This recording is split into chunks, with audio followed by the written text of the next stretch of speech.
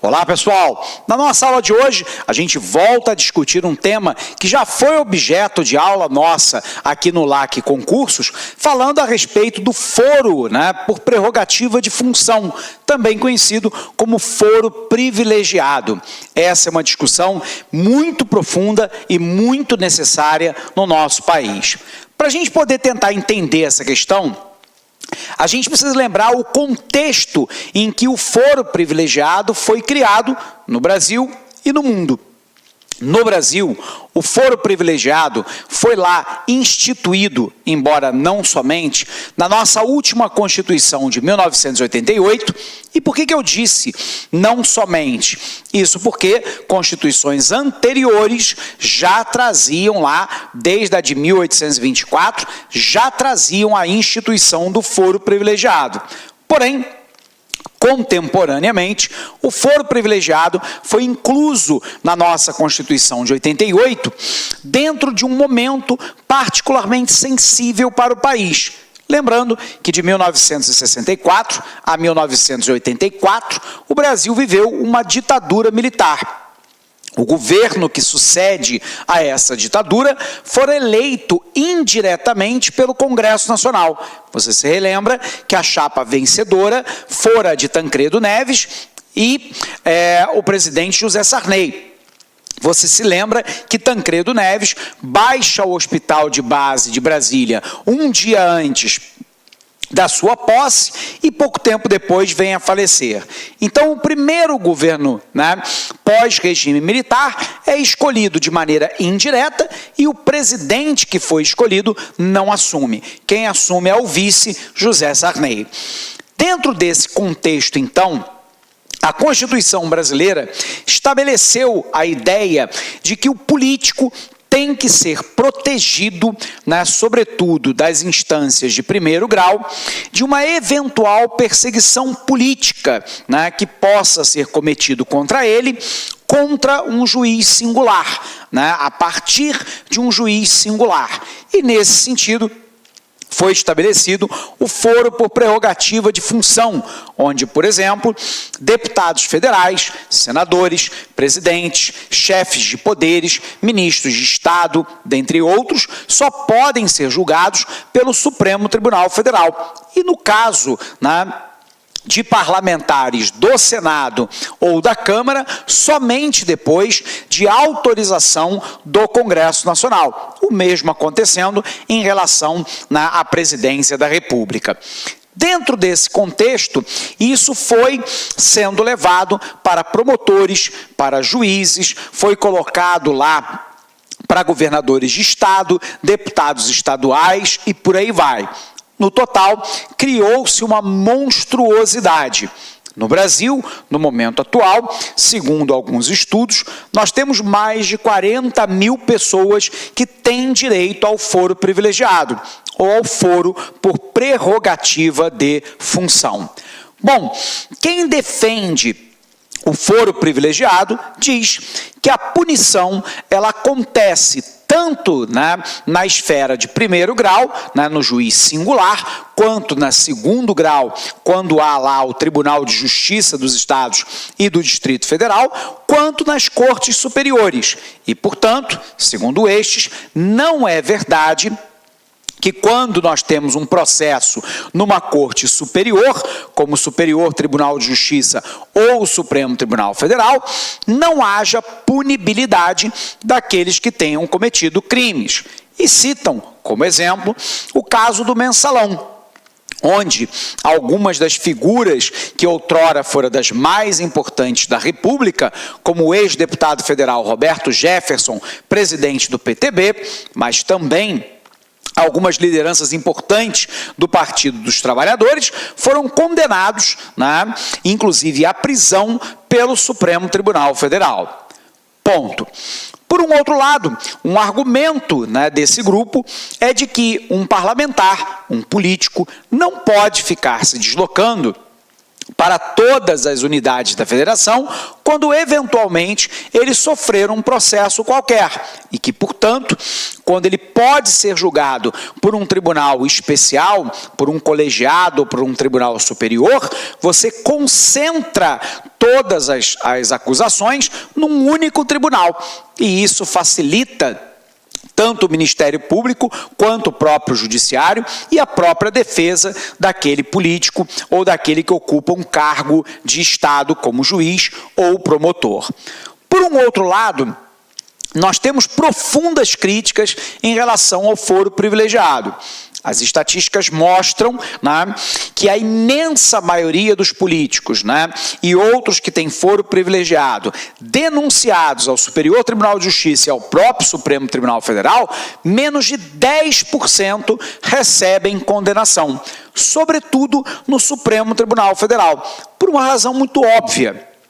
O Supremo foi criado não para ser uma corte, né, sob o ponto de vista criminal, mas ela foi criada para ser uma corte constitucional, para dirimir os conflitos que, por eventual, paira na interpretação, na leitura e na aplicação da própria Constituição.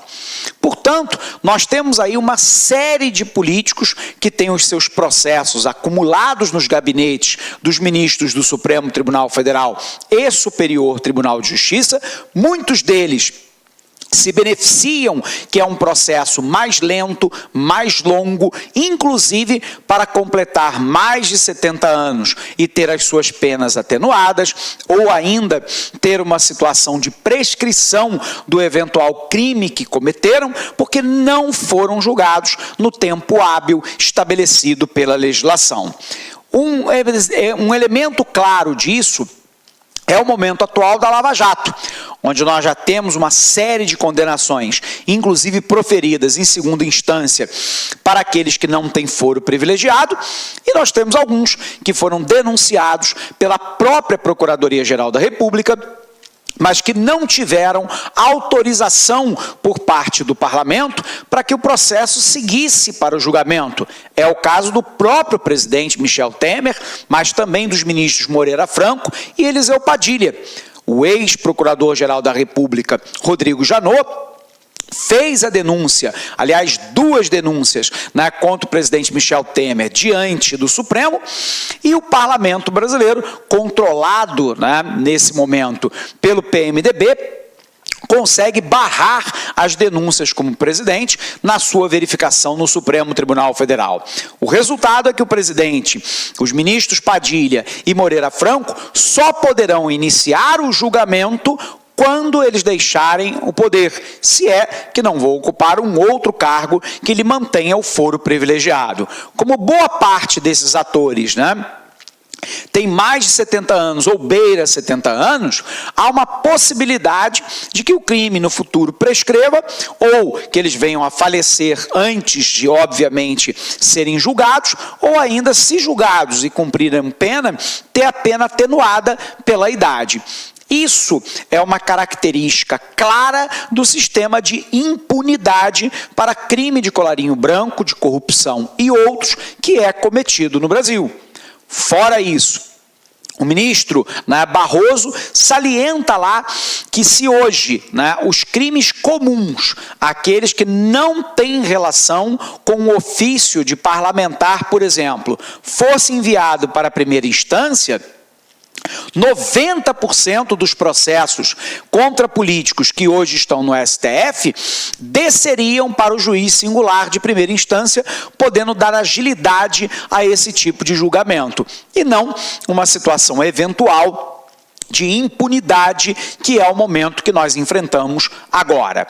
Bom, diante dessa situação, né, no nosso país, da sobrecarga do Supremo Tribunal Federal e do Superior Tribunal de Justiça, por um outro lado, com uma punição extremamente lenta, muitas vezes branda, muitas vezes atenuando a pena por condicionantes daquele que é o réu, né, como, por exemplo, a idade ou a prescrição do crime e por aí vai, está em discussão no Brasil dois elementos fundamentais que restringem, né, chegam quase a eliminar, né, a existência do foro privilegiado. A primeira que está em discussão é no Supremo Tribunal Federal, já com 8 votos sendo manifestos, 7 a favor da restrição, né, do foro privilegiado. E aí a decisão do Supremo só pode ser, obviamente, né, declarada no momento em que todos os ministros votarem.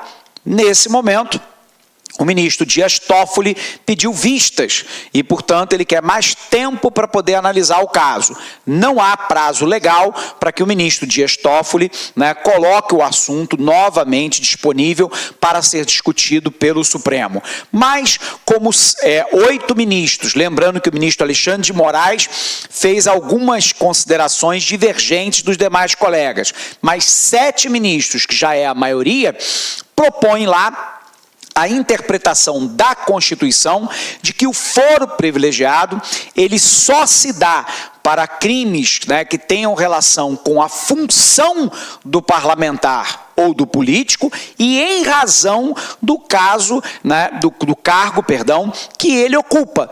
Portanto, todos os outros delitos, né, como crimes comuns, ou crimes que não decorram da atividade dele, né, no encargo público, né, seriam imediatamente remetidos para a primeira instância. Isso evita, né, o vai e vem de processo. Isso se deveu, por exemplo, ao prefeito de Cabo Frio, Marquinho Mendes, que foi acusado de corrupção. Ele era prefeito, o caso estava sendo julgado em primeira instância, ele foi eleito deputado, o assunto voltou, então, subiu para o Supremo Tribunal Federal. Quando começou a ser analisado pelo Supremo, Marquinho Mendes volta e como candidato a prefeito, de Cabo Frio, e, portanto, o assunto volta para a primeira instância. Então, esse vai e vem de processo, vai para Tribunal Superior, vem para Tribunal Singular, isso adia o julgamento e a eventual punibilidade, dando uma sensação, muito clara para a população brasileira de que o crime do colarinho branco não é punido com o rigor que os demais crimes são punidos quando a população eventualmente os comete. E aí o Supremo agora decide lá, essa decisão ainda não foi manifesta, pública, porque nem todos os ministros votaram, mas por maioria o Supremo agora decide, restringir o foro privilegiado. Esse foro só poderá ser aplicado para crimes cometidos no cargo e em função de cargo. Todos os outros serão colocados para o juiz singular. Essa situação vai tirar, segundo as estatísticas, 90% dos processos do Supremo Tribunal Federal, por exemplo, que envolvam políticos. Por um outro lado, o Parlamento brasileiro está em discussão de uma outra proposta. Mas antes da gente avançar, vamos colocar isso no nosso quadro. Então, a gente está discutindo aqui as restrições ao foro privilegiado. Então, vamos lembrar, aqueles que são a favor do foro, dizem lá que, na primeira instância... Olá, meus amigos, minhas amigas, sou o professor Luiz Antônio Carvalho e com muito prazer, muita satisfação, estou aqui para fazer um convite muito especial. Olha só, o concurso do IBGE está em processo de autorização. Nós acreditamos que brevemente essa autorização já seja realizada. E nós estamos convidando você para estudar com planejamento, com antecedência e foco para esse concurso. Para você aí, você deve saber disso, aqueles alunos que começam a estudar com antecedência, com planejamento, com foco, serão os alunos aí que terão maiores chances de ser aprovados, ou seja, que aqueles alunos que ficarão competitivos. E nós, aqui da Lá Concursos, nós estamos fazendo um super curso pré-edital. Este curso nosso tem um período de acesso um pouco mais longo, são 180 dias. Durante esse período, você poderá assistir quantas vezes quiser e na hora que desejar o curso. Tá certo? Você vai receber todas essas atualizações. Lembro muito bem que no último concurso que teve em 2016, nós aqui da LAC, nós fizemos um super curso, fomos campeões aí de aprovação de resultado. Então, espero vocês aqui na LAC Concurso com o nosso super curso pré-edital para o INSS, não, para o IBGE 2018. Forte abraço, espero vocês. Fui, tchau. Clique lá.